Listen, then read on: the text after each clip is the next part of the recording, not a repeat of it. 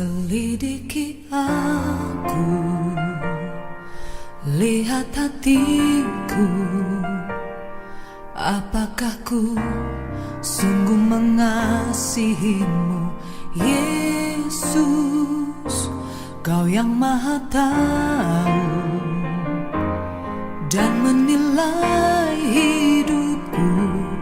Tak ada yang tersembunyi bagimu.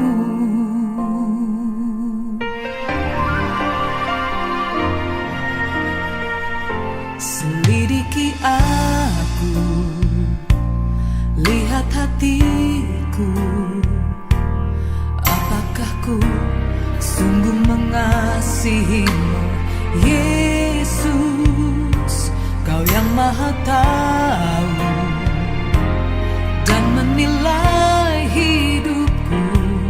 Tak ada yang tersembunyi bagimu. Telah kulihat kebaikanmu yang tak pernah habis di hidupku. Ku berjuang sampai akhirnya Kau dapati aku tetap setia.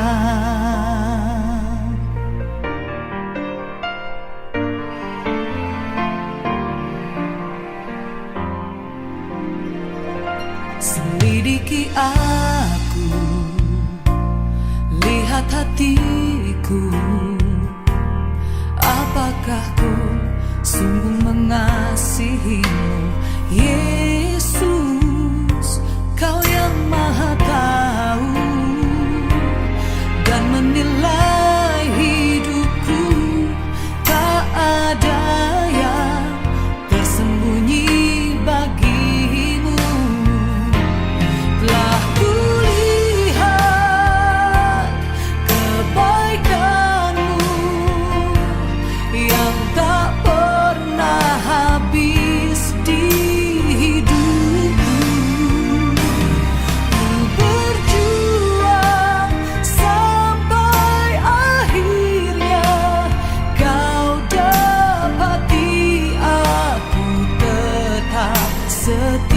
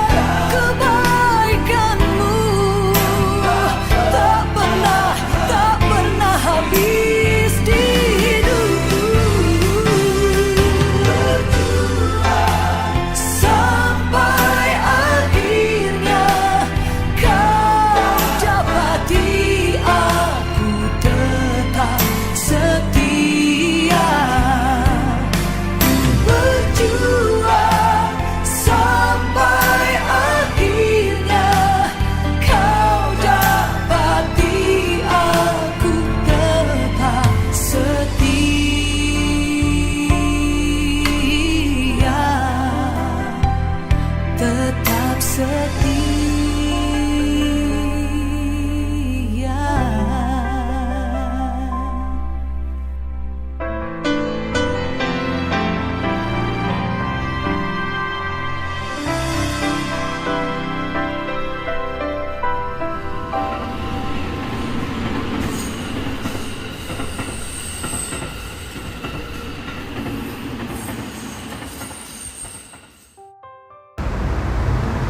Selamat pagi Bapak, Ibu, dan jemaat yang terkasih dalam Tuhan Yesus Kristus.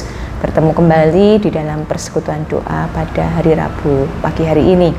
Sebelum kita menerima firman Tuhan, merenungkan, baiklah kita datang kepada Tuhan di dalam doa. Mari saya hantarkan. Mengucapkan puji dan syukur terima kasih ya Allahku, untuk setiap anugerah kasih setia Tuhan yang Engkau limpahkan di dalam kehidupan kami masing-masing.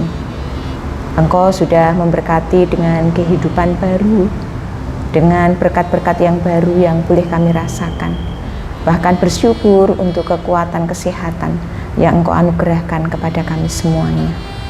Tuhan Yesus, sebelum pada hari ini kami memulai seluruh aktivitas tugas pelayanan kami datang kepada Tuhan untuk memohon berkat, untuk memohon supaya Tuhan sendiri yang akan menolong kami semuanya, memberikan kasih setia melalui firman-Mu yang hendak kami pelajari dan kami renungkan pada pagi hari ini. Kami rindu Tuhan sendiri yang berbicara kepada kami melalui hamba-Mu yang penuh dengan kekurangan ini. Tuhan sendiri yang menyatakan setiap kehendak Tuhan yang harus kami kerjakan di dalam kehidupan kami sehari-hari. Roh Kudus menolong kami semuanya mengerti dan menerjemahkan itu, apa yang harus kami kerjakan. Terima kasih Tuhan.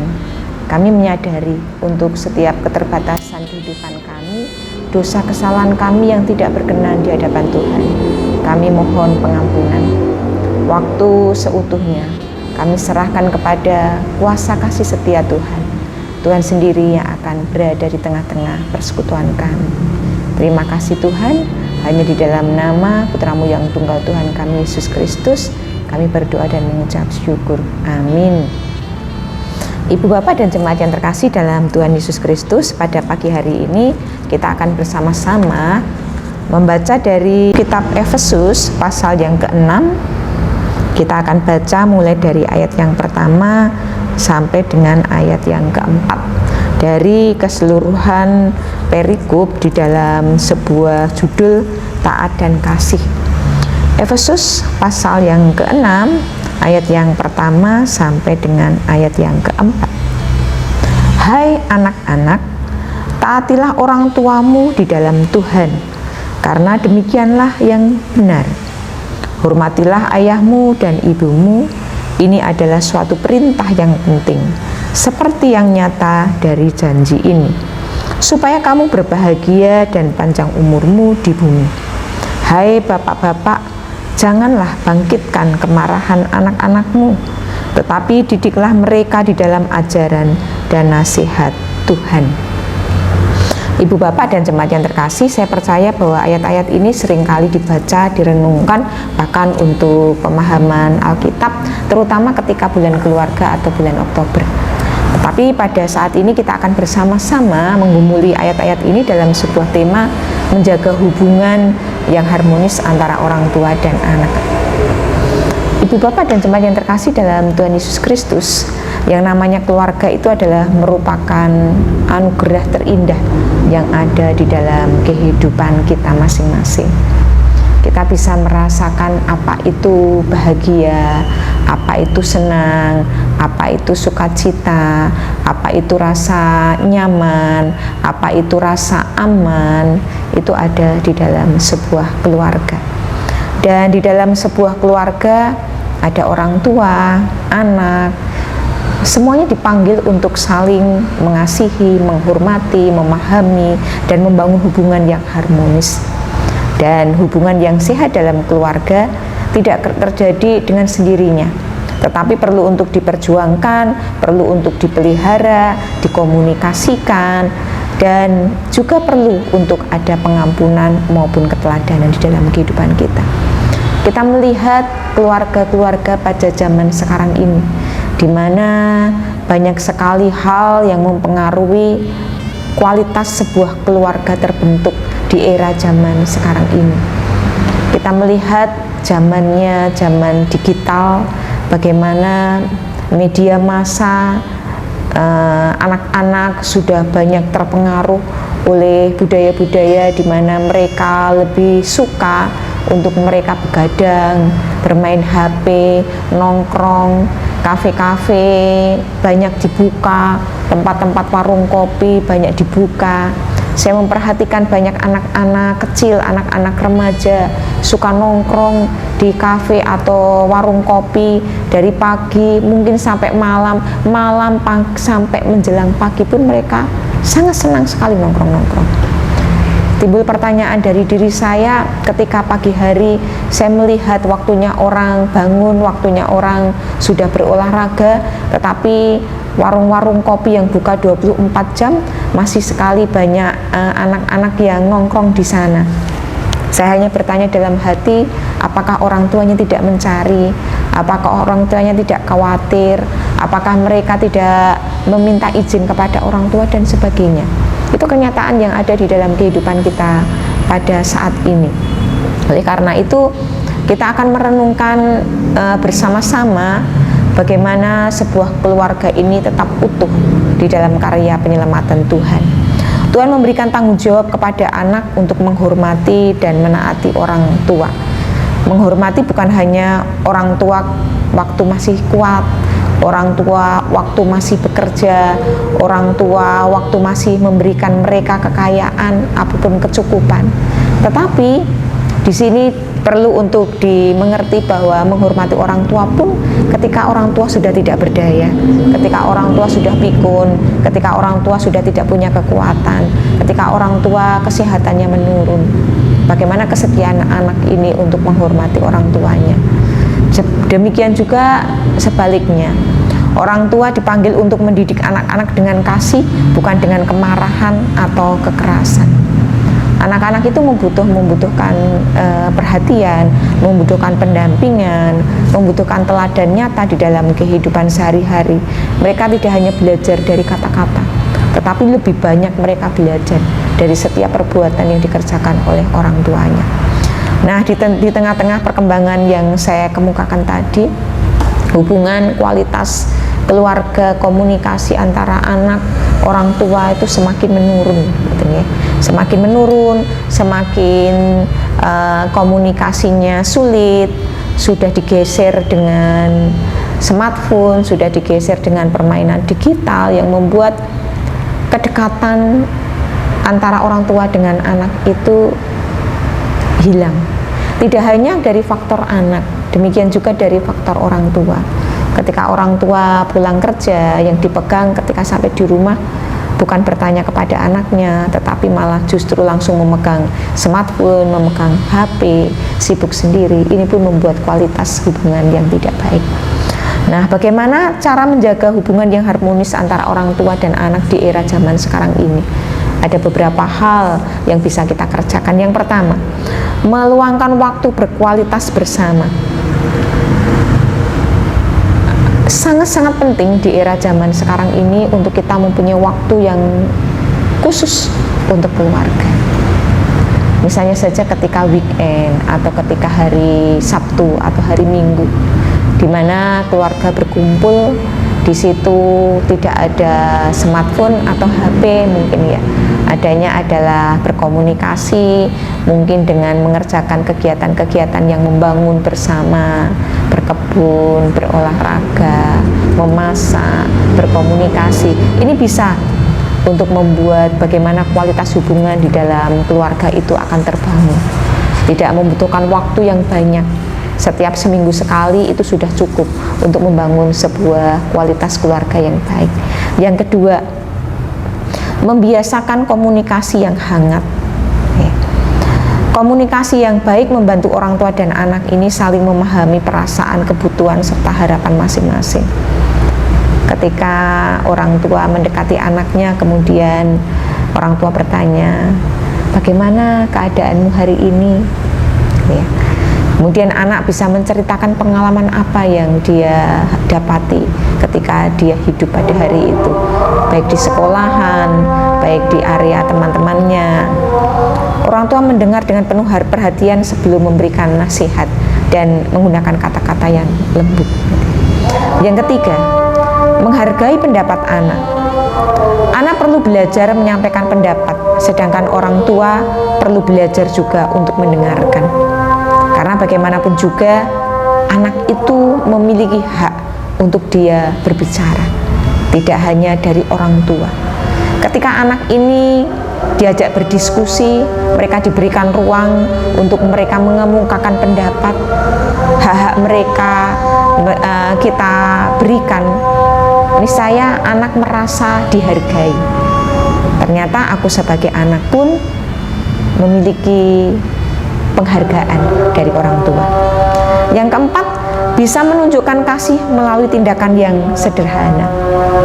Apa yang dikerjakan oleh anak, baik itu mungkin bagi kita ada dalam keadaan yang menyenangkan atau tidak menyenangkan, anak itu perlu untuk diberikan sebuah penghargaan. Misalnya saja, ayah bangga sama kamu untuk prestasi yang kamu capai pada saat ini. Meskipun anak itu tidak ranking 1, tidak juara, tetapi cukup bagi kemampuan anak itu dan kita ungkapkan dengan kata-kata ayah bangga. Itu menjadi sebuah penghargaan yang luar biasa bagi anak. Memberikan pelukan ketika anak sedang sedih, sedang menangis, sedang kesulitan, kemudian menemani anak belajar, tidak bermain HP sendiri, cukup menemani, cukup menunggui, dan tidak melakukan aktivitas kesibukan sendiri, itu juga sudah membuat anak dihargai. Mengingat hari ulang tahun, gitu ya. Meskipun mungkin tidak dirayakan, tetapi dengan sebuah doa, dengan sebuah ucapan, dengan sebuah pelukan hangat, ini adalah tindakan nyata, tindakan sederhana yang menunjukkan kasih. Ini akan membuat suasana hangat. Yang kelima, bisa membiasakan saling mengucapkan terima kasih dan maaf. Ini sangat sederhana, tetapi sulit sebenarnya untuk dikerjakan. Apalagi bagi orang tua yang merasa bahwa mereka adalah orang tua, anak ada di bawah kekuasaan, sehingga ketika orang tua itu berbuat salah tidak mau minta maaf. Tetapi ketika kita membangun sebuah kebiasaan, baik itu sebagai anak, baik sebagai orang tua, mengucapkan terima kasih, mengucapkan maaf, itu adalah suatu hal yang bagus, yang positif. Anak mengucapkan terima kasih setelah dibantu oleh orang tuanya. Orang tua meminta maaf apabila berbicaranya terlalu kasar, keras, atau anak meminta maaf ketika melakukan kesalahan tanpa diminta. Dengan hal seperti itu akan memberikan pembiasaan yang baik. Yang keenam, membangun kebiasaan beribadah bersama. Keluarga yang menempatkan Tuhan sebagai pusat kehidupan akan memiliki dasar yang kuat dalam menghadapi berbagai tantangan. Apakah keluarga kita punya waktu-waktu berdoa bersama? Kalau zaman sekarang, zaman dulu ada sebuah keluarga yang setiap malam membaca Alkitab bersama-sama. Tetapi sekarang di zaman yang sekarang ini, sedikit sekali keluarga-keluarga yang memiliki waktu bersama untuk membaca Alkitab. Tetapi bagaimana kita memperjuangkan paling tidak berdoa bersama sebelum berangkat, sebelum tidur, atau ketika kita makan bersama di meja makan. Kemudian kita menghadiri ibadah di gereja bersama-sama. Kemudian kita bisa juga saling mendoakan kebutuhan keluarga kita ketika di ulang tahun, orang tua mendoakan anaknya. Ketika orang tuanya ulang tahun, anak mendoakan orang tuanya. Itu akan menjadi ketersalinan. Yang ketujuh, bisa memberikan teladan yang baik. Anak-anak itu lebih mudah meniru daripada mendengar. Apa yang dikerjakan oleh orang tuanya itu pasti akan ditiru oleh anak-anaknya. Oleh karena itu, orang tua harus memberikan keteladanan, bersikap jujur dalam kehidupan sehari-hari, menjaga tutur kata, kesopanan, kemudian juga memperlihatkan sikap saling menghormati atau menjalankan nilai-nilai Kristiani dalam keluarga. Dengan keteladanan, tentu anak ini akan mudah terbentuk. Orang tuanya yang baik, memberi keteladanan yang baik, saya percaya bahwa anak-anaknya pun akan bersikap dan berperilaku yang baik di dalam kehidupan sehari-hari. Ada sebuah cerita singkat yang itu bisa menginspirasi kita.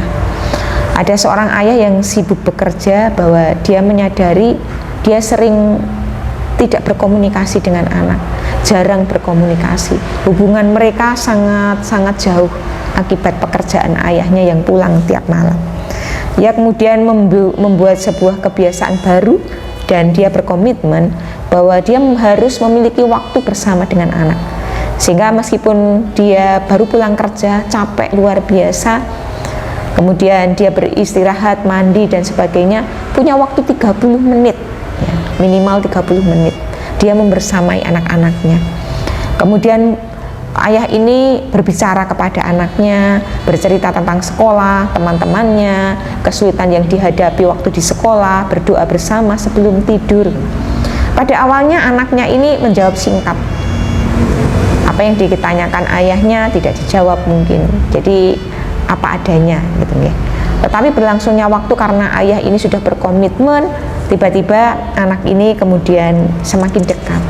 Dengan tidak disuruh oleh ayahnya, dia bercerita mengalir pengalamannya ketika dia di sekolah, ketika dia bersama dengan teman-temannya. Nah, dengan demikian berlangsung lama, akhirnya hubungan terjalin sangat erat antara ayah dengan anak ini. Komunikasi yang semula putus kemudian menyambung kembali. Komunikasi yang kemudian renggang kemudian dipersatukan kembali. Hubungan antara ayah dengan anak ini kemudian kembali baik. Ini adalah sebuah cerita inspirasi bagi kehidupan kita. Mungkin kita ingin memulai dari mana? Anak saya sudah sangat luar biasa sulit untuk diberikan masukan, untuk diajak berbicara karena kesibukan mereka, karena aktivitas mereka, karena gaya hidup mereka. Tidak ada hal yang mustahil kalau kita mau memulai. Tidak ada yang terlambat sebelum kita tidak ada. Meskipun anak-anak kita sudah dewasa pun itu bisa dibangun kalau kita mulai mau memperjuangkannya. Tinggal kita bagaimana caranya. Bapak Ibu dan jemaat yang terkasih, di dalam Alkitab pun ada keteladanan bagaimana hubungan orang tua dengan anak yang begitu dekat. Cerita tentang Hana dan Samuel tentunya juga menginspirasi bagi kita. Bagaimana seorang Hana berdoa dengan sungguh-sungguh memohon seorang anak kepada Tuhan. Dan ketika Tuhan memberikan Samuel di dalam kehidupannya, Hana tetap setia mendidik, mempersembahkan hidup Samuel untuk melayani Tuhan. Ketika Tuhan sudah memberikan Hana seorang anak, Hana tidak berhenti berdoa kepada Tuhan. Ternyata Hana terus-menerus menundukkan diri di hadapan Tuhan dan menyerahkan anak itu kepada Tuhan. Alhasil, kasih, doa, kesetiaan Hana menghasilkan seorang anak yang bertumbuh menjadi nabi besar yang dipakai Tuhan secara luar biasa. Kisah ini bisa menginspirasi bagaimana kita mendidik anak-anak kita. Ada pepatah bahwa buah jatuh tidak akan jauh dari pohonnya. Kalau saya mengamati, kemudian saya melihat kisah hidup dan sebagainya, itu nyata. Ketika kita mungkin melihat cerita kehidupan orang lain, kok anaknya seperti itu ya, kok nakalnya luar biasa ya, kok dengan orang tuanya berani ya, kok hubungan antara anak dengan orang tua seperti itu ya. Mungkin perlu untuk kita bertanya, seberapa seringkah lutut kita berdoa untuk anak-anak kita? Seberapa seringkah kita memanjatkan doa-doa kita untuk anak-anak kita kepada Tuhan?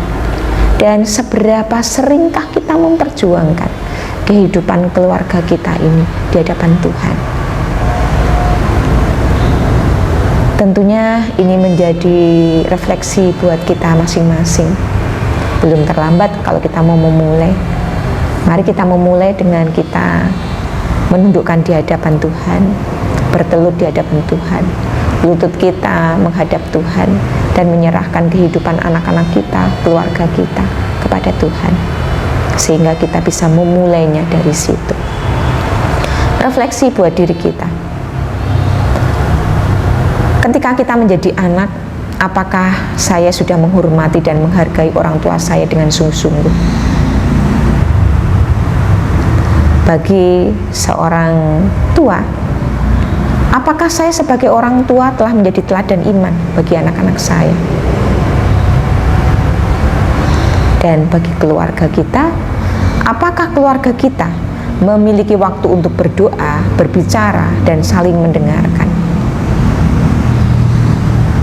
Apa yang dapat saya lakukan mulai hari ini untuk membangun hubungan yang lebih harmonis dalam keluarga? Refleksi ini tentunya akan membuat kita berhenti sejenak untuk bisa mengerjakan bagian terpenting dalam kehidupan kita. Hubungan yang harmonis antara orang tua dan anak tidak dibangun melalui hal-hal besar, tetapi melalui kebiasaan-kebiasaan kecil yang bisa dilakukan dengan kasih, kesabaran, ketulusan setiap hari. Ketika keluarga mau berjalan bersama Tuhan, saling mendengarkan, saling mengampuni, saling mendukung, maka rumah akan menjadi tempat yang penuh damai dan penuh dengan sukacita. Amin. Saat teduh untuk kita. Mari kita berdoa. Bapa kami yang bertahta dalam kerajaan surga yang maha mulia, mengucapkan segala puji dan syukur terima kasih untuk anugerah-Mu yang Engkau berikan di dalam kehidupan keluarga kami. Kami bersyukur memiliki kehidupan keluarga yang sudah Engkau berkati. Namun Tuhan, kami mengakui bahwa kehidupan keluarga kami tidak sempurna.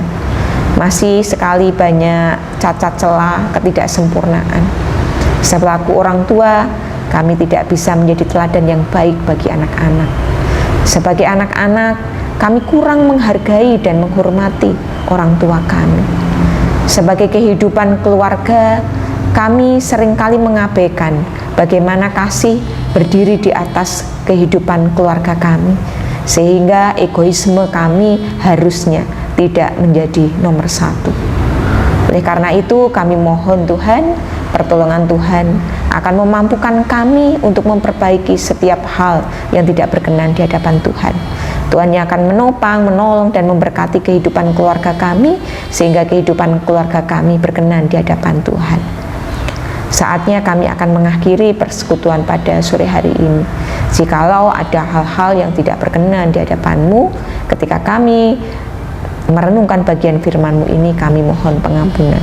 Dan hanya di dalam nama Putra-Mu yang tunggal Tuhan kami, Yesus Kristus, kami berdoa dan mengucap syukur. Amin. Akhirnya Bapak Ibu, selamat berjuang. Tuhan memberkati kehidupan keluarga kita masing-masing. Amin.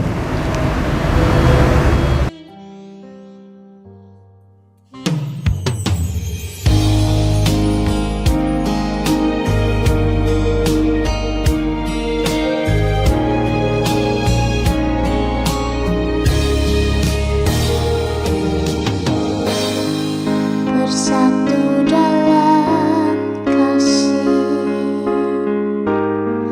bersama melayani dan saling mengampuni. Ini doa kami, ini rindu kami, aku dan seisi rumahku memuji dan memuliakan-Mu, penebusku, penyelamatku, penolong dalam hidupku. Aku dan seisi rumahku mengangkat tangan mengandalkan-Mu, bersatu hati mengasihi-Mu, melayani Tuhan seumur hidupku.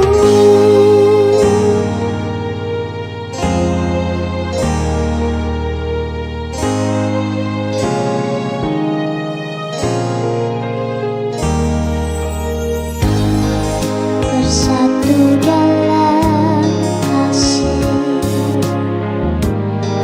bersama melayani dan saling mengampuni. Ini doa kami,